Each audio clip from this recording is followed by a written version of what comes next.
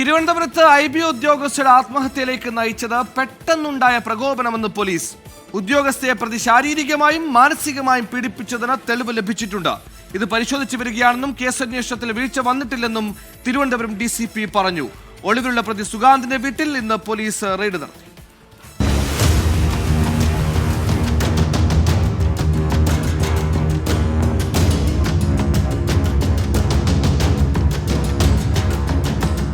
ആത്മഹത്യാ ദിവസം പലതവണ ഉദ്യോഗസ്ഥയെ പ്രതി സുഗാന്ത് ഫോണിൽ വിളിച്ചിരുന്നു.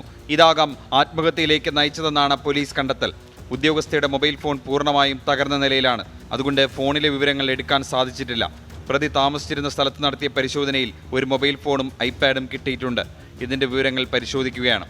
പ്രതിയും കുടുംബവും നിലവിൽ ഒളിവിലാണ്. കേരളത്തിന് പുറത്തും അന്വേഷണം നടക്കുന്നുണ്ട്.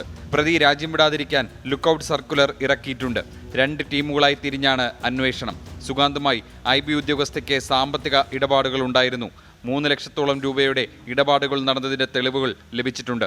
പ്രതി മാനസികമായും ശാരീരികമായും പീഡിപ്പിച്ചതിന്റെ ചില തെളിവുകൾ ലഭിച്ചതായും ഇതിൽ പരിശോധന നടക്കുന്നുവെന്നും തിരുവനന്തപുരം DCP പറഞ്ഞു. ആ സമയത്ത് കോളുകൾ ഉണ്ടായിരുന്നു. That is the basic thing. പ്രതി കിട്ടിയ ശേഷം ആളിനോട് സംസാരിച്ച സമയത്ത് നമുക്ക് മനസ്സിലാവും. ആ സമയം തന്നെ ആ മൊബൈൽ ട്രെയിൻ തട്ടിയ സമയത്ത് ആ മൊബൈൽ നശിപ്പിക്കുക ആയതുകൊണ്ട് നമുക്ക് അതിൻ്റെ തെളിവുകൾ ഇപ്പോൾ റിക്കവർ ചെയ്യാൻ സാധിക്കുന്നില്ല. So when ever we get that evidence then we can ഉറപ്പായിട്ട് പറയാൻ പറ്റും എന്തൊക്കെ എക്സാക്ട് റീസൺ ആയിരുന്നു. പ്രതിക്ക് മറ്റ് സ്ത്രീകളുമായി ബന്ധമുണ്ടോ എന്ന് കൂടുതൽ അന്വേഷണത്തിലേക്ക് വ്യക്തമാവുകയുള്ളൂവെന്നും കേസ് അന്വേഷണത്തിൽ വീഴ്ച വന്നിട്ടില്ലെന്നും DCP പറഞ്ഞു. 24 തിരുവനന്തപുരം.